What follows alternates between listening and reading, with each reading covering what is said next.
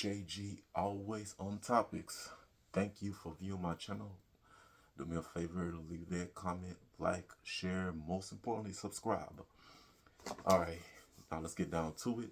So, ESPN, Stephen A. Smith, Molly Krim, Molly, how you, Molly Kieran, well, anyway, Shannon Sharp and them, they had an interview with Napheesa Collier, and they gave her some good important questions, starting with Juju and all, and the lockout possibly happen if they don't get paid what they want. But this interview, they try to get her with the one, and that was the Caitlin Clark situation. And this is what was her response. Let me play that clip. Hello, hello. Hello, right. how you doing? Hello, how you doing? I'm good. How are you guys? All right. Let's get right Thanks for joining us. All right, let's get right into the devastating news. Napheesa, what was your reaction to Juju and obviously USC and her torn ACL? I mean, it's just so heartbreaking, honestly, for anyone to get an injury you never want to see that, but especially at this time of the year when she's obviously so critical to her team as well. It's really heartbreaking. So definitely my thoughts are with her and her family at this time because, I know she's going to come back better than ever, but the timing is definitely, it sucks. Napheesa, fantasize this for me. If Juju never gets hurt, what did you see her doing in this NCAA tournament, and what did you see USC doing?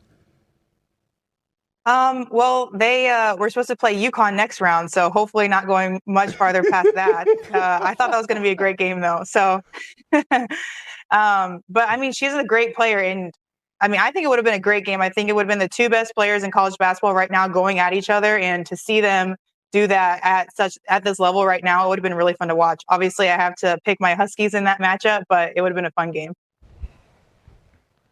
Napheesa, do your friends or family, do they call you Fee, or do everybody address you as Napheesa? They call me Fee. My dad, well, my family calls me Napheesa, but everyone else calls me Fee. Okay. When you sit back and being a great college player and being a great WNBA player, when you sit back, do you reminisce and think about your time playing in the NCAA tournament? Yeah, every year. I mean, especially just because every year they play that same video of Arike making that shot, and I'm the one she made it on in the Final Four, so I definitely get to reminisce on that. But just seeing the madness around and the magic around March Madness is so fun. So it definitely makes me a little bit nostalgic every time I watch. But I'm just here for all the great games, cheering on Huskies the whole time. Just here for a good time, honestly. Napheesa, let me ask you this. I want to transition here. You were very vocal about a possible 2026 lockout for the WNBA players amid CBA negotiations. What's your biggest priority with those negotiations? No one wants a lockout. But I think we have to stand firm in what we think we deserve in this new CBA. Mm-hmm. The atmosphere of women's sports is changing, and we think we need to get paid accordingly. And so we're definitely going in with that mindset where we don't want that to happen, but we are willing to do what it takes to get what we think we deserve. How much of a better position do you think you're in now as a collective body to receive what you want, Napheesa, compared to what you may have been, say, a year or 2 years ago? I think we're in a great position. I mean, as you guys have seen, the sport is just exploding. I mean, you saw it with the viewership in the WNBA last year, with Unrivaled this year. Like, people are tuning in. And so I think we're in a really great position where we have all the leverage as players right now. We have the most leverage we've ever had as WNBA players, and we have to use it to our advantage. Like, the time for change is right now, and so we have to take advantage of it.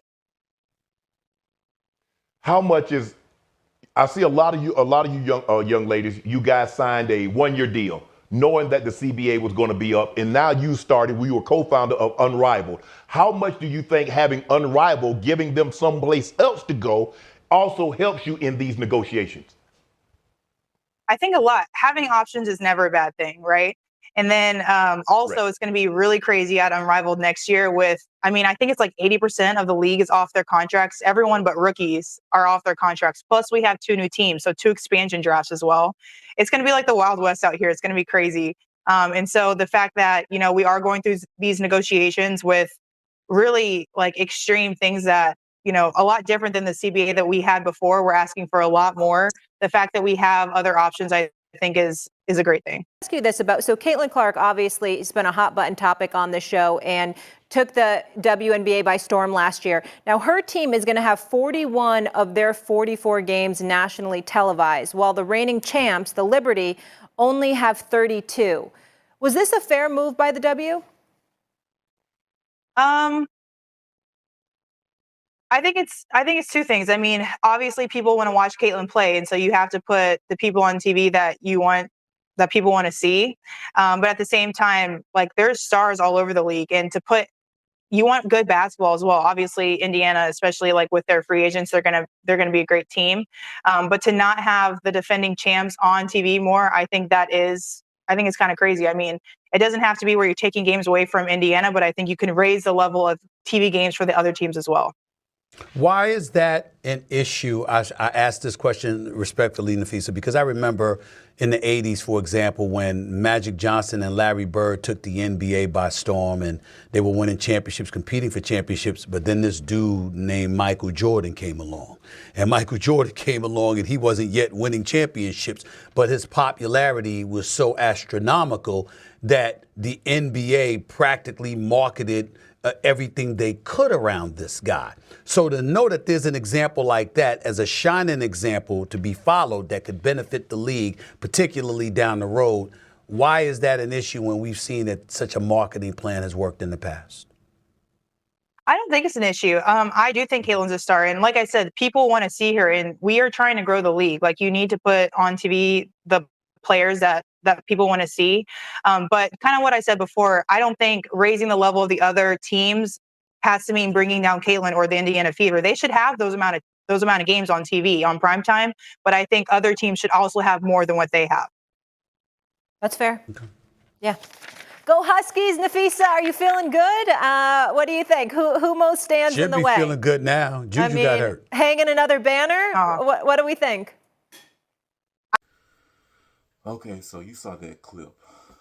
Hats off to Napheesa Collier not allowing them to trap them. Stephen A. Smith and Molly Kieran really tried it with her, talking about, Caitlin Clark. She's taking the WNBA by storm. She's televised. Her and the team is televised the most, like 41 televised games out of 44. Liberty is 32, and Aces are 33, of course. What's the impact? And she was like answering the question, letting her know like, hey, that's good, but it's kind of like messed up that the Liberty didn't get that many games as the Fever. Stephen A. He tried to like definitely shove it down her throat, trying to get asking those questions to get Napheesa to answer it. And Napheesa, she also didn't back down and didn't fall for his trap as well. So hey, in other words, Napheesa Collier been saying what we've been saying. Like, yeah, that's good. Everybody want to see Caitlin Clark play, and that's no problem. You know what I'm saying? But to have the Fever televised 41 times, bro, I don't want to see Caitlin Clark 41 times. You know what I'm saying? First of all, we're possibly having some televised games that ain't got no business being televised. Like Fever playing the Connecticut Sun, knowing the Sun no longer have that good team that they had last season. Washington Mystics, they still gonna be the same old weaklings, and you televise them. Heck, I wouldn't be shocked if they televised them against the Valkyrie if they are scheduled on Valkyrie. I haven't paid attention to that. But the point is, I'm trying to say, there are other talented players who are just as important and just as good and even better. Like, I'm going to be honest. Caitlin Clark, I don't want to turn on my TV and only see Caitlin Clark. I want to see other players. Like, and I'm not talking about when they play the Fever. I'm talking about when other teams play other teams. Like, I want to see Chicago Sky, Angel Reese, And me as an Angel Reese fan, I just don't want to see her. I want to see other players. I want to see Aja Wilson. I want to see Collier, Breonna Stewart, Jonquel Jones. I want to see how Aaliyah Edwards and Rakia Jackson develop. You know, I want to see the rookies that's coming in. You know what I'm saying? I want to see them on national team. I want to see, you know, Ezra Stevens and Cameron Brink. I want to see how they turn out to be. I want to see how Vandersloot perform. You know, like it's not interesting, you know, to to watch a season with just one player being focused on.